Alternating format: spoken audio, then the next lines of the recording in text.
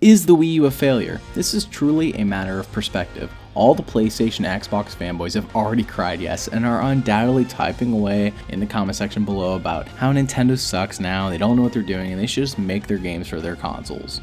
And for their consoles, I mean for the PS4 and Xbox One, which is a bit ironic, don't you think? But is the Wii U really such a failure? I have 3 perspectives to tackle this question from. The first is from a sales perspective. With only 10 million units sold worldwide in 2.5 years, yeah, that's not what Nintendo was hoping for after the Wii's massive success. It has been talked into the ground as to why the Wii U did not sell so well. Chalk it up to poor marketing, bad name, and frankly, the Wii U is underpowered in comparison to the PS4 and Xbox One. However, it is more powerful than the PS3 and 360. That's not saying a lot since those consoles were released 9 years ago. However, do sales really dictate whether a console is a failure or not? Look at the Dreamcast, for example, beloved by many, and yet did not sell well at all. Just over 8 million lifetime sales. The Wii, which was disliked by many, including myself, sold over 100 million. Let that sink in. 100 million for the Wii, and yet really no real gamer liked that system. I cannot even honestly say I like the Wii more than the Dreamcast. Popularity does not equal quality. The Xbox One, for example, has sold less consoles than the PS4, and yet if I had to pick between the two,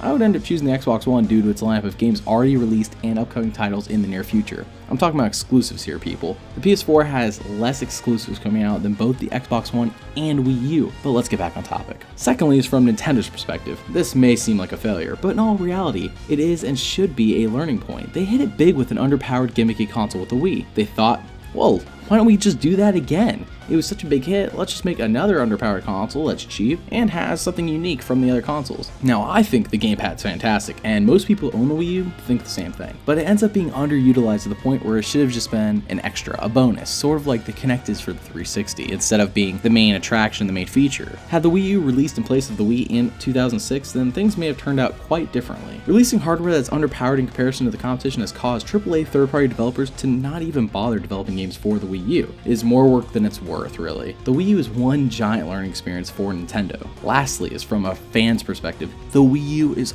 awesome. So many exclusive games on the system combined with nearly all of them in 1080p and most of them at 60 frames per second with no stuttering. Heck, it had me not even realizing that this isn't the standard in the industry on the quote-unquote more powerful consoles of the PS4 and Xbox One. No, we did not get many third-party games after 2013, and that is the fans' only real complaint, which is a bit surprising since Assassin's Creed 4, Call of Duty Black Ops 2, Deus Ex, and Batman Arkham City Armored Edition are great on the Wii U with the gamepad. We love Nintendo games and the software sales really reflect that. I would not have given Hyrule Warriors a second glance had it not been for Nintendo and their giving of the Zelda license to another developer. Now it ends up that Hyrule Warriors is my favorite Zelda game to date, and it's not even a mainline Zelda game. Nintendo games launch without major bugs, the online's always free, split screen is pretty much mandatory in any multiplayer game. There's single player in every game, even in Splatoon, which is extremely multiplayer online focused. DLC is not a ripoff. Look at Mario Kart 8 with their 16 tracks for $12, Super Luigi U, which is a whole nother game for $20, and Hyrule Warriors Season Pass is the definition of how to do a Season Pass. Backwards compatibility is standard, and the off-screen play of the gamepad allows us to play our Wii U and Wii games without the TV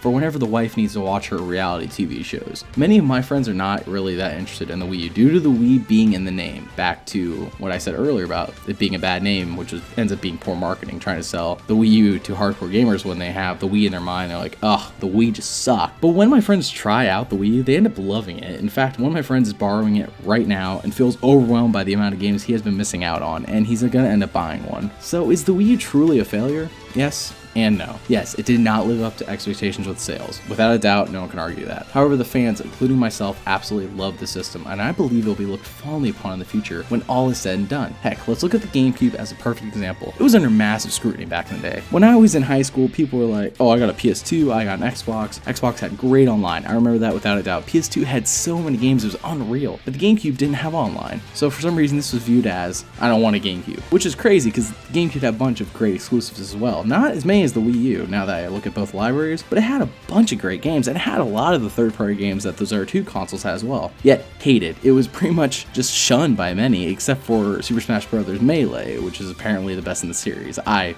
debate otherwise, but, you know. But anyways, moving on past that, Yet now the GameCube is viewed as this great console by collectors and retro gamers. Thanks for watching, you guys. Just a heads up that every game shown here is a Wii U exclusive. This is 30 AAA Wii U exclusives, and there are still others I left out. And this isn't counting the eShop, and it's loads of indie games and virtual console games. Comment below with what topics you want us to cover in a future video, and God bless you geeks.